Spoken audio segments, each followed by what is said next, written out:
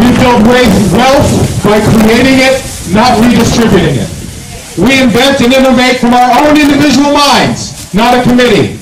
We trade our inventions and our services and the fruits of our labor among free men, not force people to buy a product from a government-run car company or a government-run insurance company. To create prosperity and end poverty through our productivity and our innate sense of charity and compassion, not our ability to rob wealth from others.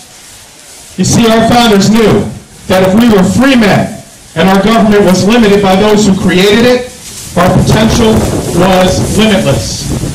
But sadly, for the last 100 years, we have lost our way in America. We have come to think of government as a source of our rights. As an American people, we have forgotten we are the important check and balance of our government. We're supposed to keep the power of our government under control.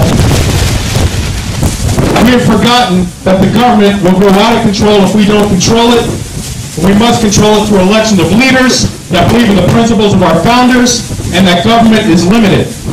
We must stop seeking handouts from government. Government is so powerful because we let it grow and become this thing it is now. Many ask, how can I get the government to do this for me?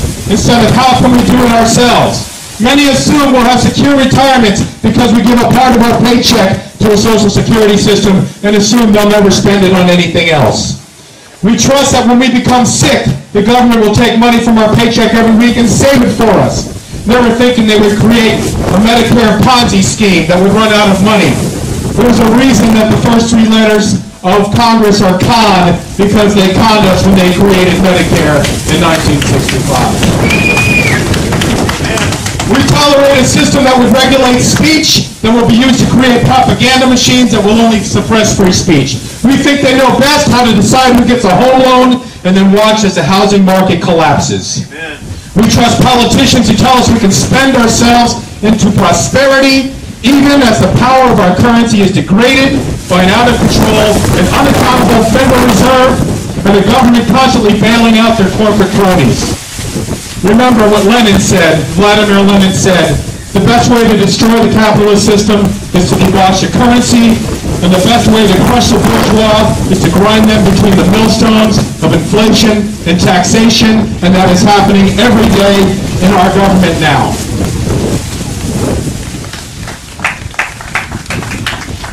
I don't know if I'm getting a message from above to cut to the end of my speech, but I'm going to keep going.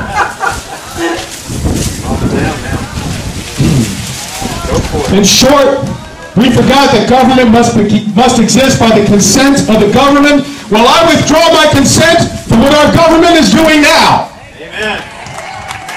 Over the last 100 years, we've allowed a philosophy to grow in our country that is just as dangerous, just as treasonous to individual freedom as freedom is to the arbitrary rule of man.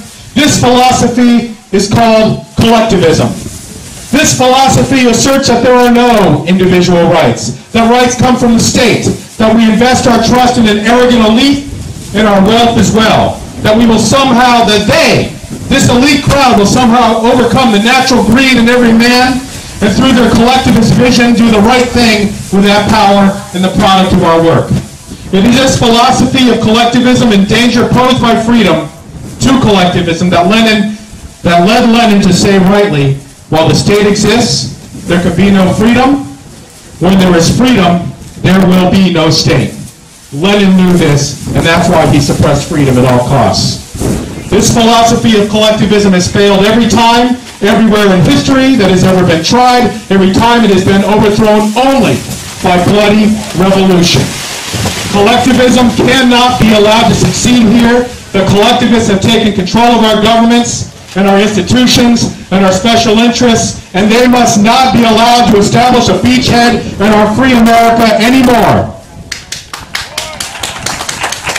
And we are lucky because we're in historic times. You and I, are in a unique position where we still have our freedoms. We are waking up and recognizing that for decades the statists and the collectivists have been slowly eroding our freedom. But the sleeping giant of freedom has arisen in America and is ready to run the collectivists out of power because the natural enemy of collectivism is on the march, individualism. And what we are seeing is the latest battle in this epic battle over 100 years of collectivism versus individualism. It's kind of like the games of the World Series. And we lost the first 3 games. The first game was when Woodrow Wilson and his friends created the Federal Reserve and the progressive income tax in 1913. The second loss was in the New Deal that started and ended the Great Depression with the same 20% unemployment rate and failed policies. The third loss was the failed Great Society that gave us Medicare and Medicaid and welfare. The fourth, it's the 4th game of the World Series now, and it's the Obama-Reid-Pelosi agenda, and we cannot let them win this game. It is time to defeat collectivism on our soil once and for all. We can look to healthcare as a glaring example, and I won't repeat all the fine comments that were made about it. I'll sum up healthcare in this way. Government nationalizes healthcare insurance. They tell you what you can buy, and they make you buy it. They drive up the cost from $12,000 from a family of 4 to $19,000, and they tax you if they don't buy it. They send wealth to 60% of Americans and hope to buy their vote by subsidizing them with a government check to buy this overpriced product.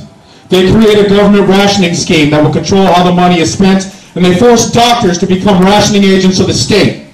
They penalize those doctors if they spend too much money on their patients. And it breaks the trust, the vital trust that must exist between doctors and patients.